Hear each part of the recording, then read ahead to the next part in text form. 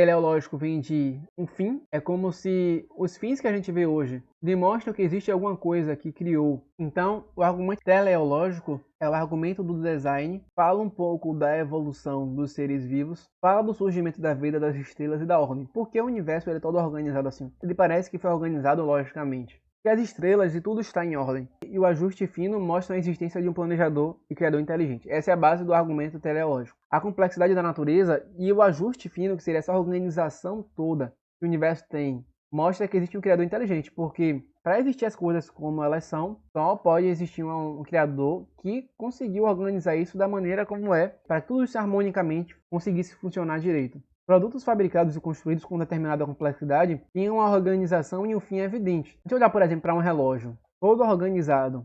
A gente acha ele no chão. A gente não vai dizer esse relógio, só porque ele está no chão, ele surgiu da natureza naturalmente, através do acaso, através de milhões de anos. Está auto-evidente ali de que todas as peças elas estão tão organizadas e tão bem elaboradas, o relógio, esteticamente, na mecânica. Quando a gente observa ele, a gente vai dizer, isso aqui foi criado por alguém. É como se o universo ele fosse fabricado e construído com uma complexidade de organização tão evidente que demonstra a existência de um Deus. Segue a mesma lógica do relógio. Então, o naturalismo e o tempero dos naturalistas. Então, para o naturalismo, tudo que veio existir veio pelo tempo mais acaso. Então, existiam milhões e milhões de anos e como existiam várias possibilidades disso ocorrer, mesmo que pequena, ao longo do tempo isso foi surgindo aos poucos, e com o tempo que tivemos de bilhões e milhões de anos, essas coisas tiveram tempo suficiente para surgir ao acaso e ir se juntando, até chegarmos à complexidade que temos hoje. E aí o que é interessante é que o argumento principal é, um bolo não se faz só com receita e com o material da receita, ou seja, eu, por exemplo, pegar o material do bolo, deixar todo pronto,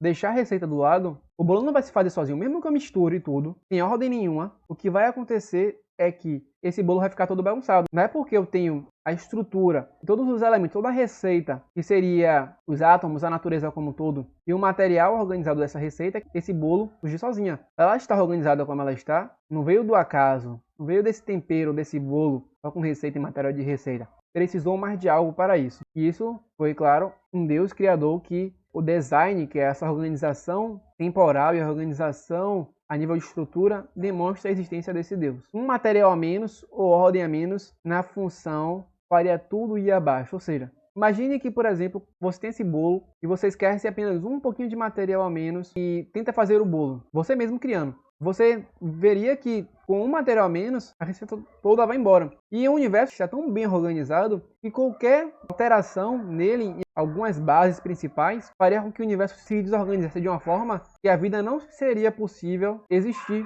Um exemplo do argumento teleológico é o corpo humano. Se a gente observar bem, o corpo humano é tão complexo, tem cérebro, tem os órgãos, tem o músculo, tem o tecido, tem o esqueleto. Como é que os seres humanos vieram a existir de maneira tão organizada ao acaso? Até porque as coisas estão organizadas de maneira tão precisas que o cérebro está ligado a um determinado órgão e o outro órgão ligado a outro. E se um parar de funcionar, e se um surge ao acaso e o outro não surge bem ao acaso, o corpo humano se tornaria inviável de funcionar. Então o ser humano não viria a existir. Então o corpo humano é tão bem organizado que demonstra que precisa de um Deus guiando pelo menos a evolução, ou guiando a criação para essa existência. Então, por exemplo, o próprio universo, o átomo ele é tão bem organizado que se ele fosse organizado de uma maneira diferente, seria inviável o surgimento do universo. Então, por exemplo, o próprio Big Bang, se ele se desenvolve de uma maneira diferente, se ele se contrai um pouco menos, se acontece uma coisa um pouco diferente, todo o universo se expandiria ou talvez nem se expandiria. Não daria possibilidade de surgimento da vida e da própria organização do universo. Tudo isso foi possível porque as condições iniciais foram deixadas de tal forma